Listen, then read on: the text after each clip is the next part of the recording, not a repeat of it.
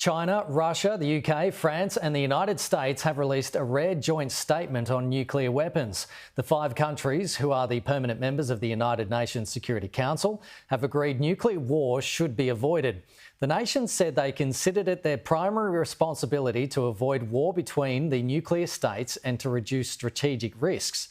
It read, "We affirm that a nuclear war cannot be won and must never be fought. As nuclear use would have far-reaching consequences, we also affirm that nuclear weapons, for as long as they continue to exist, should serve defensive purposes, deter aggression and prevent war. We are resolved to pursue constructive dialogue with mutual respect and acknowledgement of each other's security interests and concerns." Well, joining me live is Senior Analyst at the Australian Strategic Policy Institute, Dr Malcolm Davis. So good to have you on the program, Doctor. That sounds pretty good, doesn't it? Are we free of nuclear war now? What's your take? Well, look, that's obviously a good statement to make, and everyone would expect them to make that statement. But unfortunately, we're not free from the threat of that. I think that the greatest risks of nuclear war in the coming years are from an area such as the Kashmir dispute between India and Pakistan, or the possibility of some sort of conflict emerging from the Korean Peninsula. And the third one to worry about, of course, is Iran moving rapidly to acquire nuclear weapons. But also, I think we do have to focus very much on the major powers. The risk of escalation in a crisis, for example, between China and the United States over Taiwan, or between Russia and NATO, where tensions are spiking right now.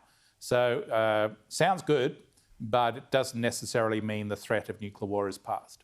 So is it because of those tensions you talk about, is that the reason why we've got this statement now, do you think? I think it is an obvious connection in the sense that, you know, it does make sense for the major powers to try and put essentially a statement out, making it clear that none of them actually seek to use nuclear weapons. But in the heat of battle, in the height of a crisis that could potentially emerge over, for example, Ukraine or over Taiwan, there is a risk of escalation, miscalculation, misunderstanding, and suddenly the threat of nuclear use becomes more real. It's interesting that China is included in this statement because in the Australian today, you may have read with the AUKUS submarine deal, it set off a very big alarm in Beijing, according to Taiwanese intelligence. Now, why is that, and why are they especially concerned about the AUKUS deal, in your opinion? Look, I think the Chinese recognise that Australia, the United States and the United Kingdom are getting serious now about responding to a growing challenge from China that is increasingly assertive and aggressive in the region, that I think very clearly wants to impose its own essentially domination and hegemony over the Indo-Pacific region at the expense of the United States and a free and open Indo-Pacific. So we're pushing back. And I think that AUKUS is part of that pushback, where the US, the UK and Australia are now working together, not just on nuclear-powered and propelled submarines, but also on a range of other critical and emerging technologies such as quantum technology, space, cyber and unmanned systems, to be able to more effectively deter China and prevent it from doing something aggressive against Taiwan or in the South China Sea. China does not like states pushing back against it. It wants a free hand, and we're determined not to let that happen.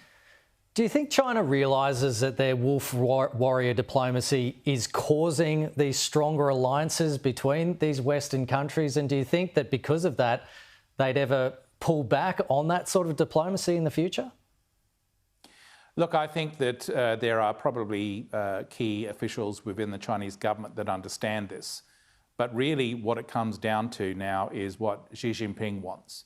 The way that Xi's power has grown and centralised around him, it's almost a cult of personality, very similar to Mao Zedong. And so it's very difficult to challenge Xi's essentially decisions within China. He's removed any potential challenges from proximity to him. And now basically he is opposing his will on China directly as an individual.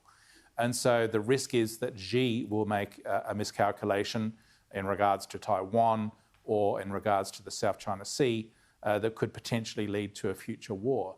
And I think that it's a case of how does Xi Jinping see the world, as opposed to how does the Chinese Communist Party or the Chinese people see the world.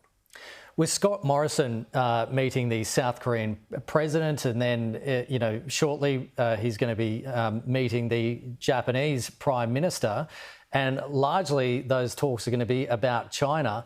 Do you think Taiwan sees Australia as absolutely pivotal to their security now and sort of spearheading this pushback against China?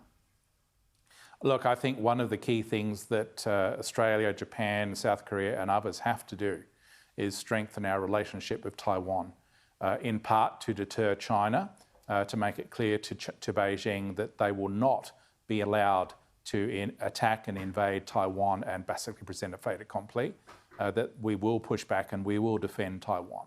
That's a serious step for Australia if we do decide to go down that path. But the clear indications are that key partners in the region, Japan, South Korea and others, are all seeking to strengthen our relationship with Taiwan, because we see that as the greatest threat in the coming years, the risk that China will make a move against Taiwan sometime within this decade, potentially in the second half of this decade.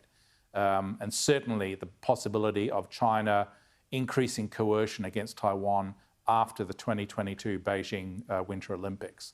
So we are trying to get our pieces on the board in terms of our positions and our partnerships correct, to make it clear to Beijing that we will not simply stand back and watch as China essentially annexes Taiwan.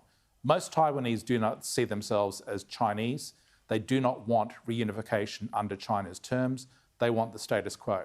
That's unacceptable to Beijing and to Xi Jinping. We need to make it clear to Xi that we will not accept military action against Taiwan. Dr. Malcolm Davis, Senior Analyst at the Australian Strategic Policy Institute. Thanks so much for your time today. Thank you very much.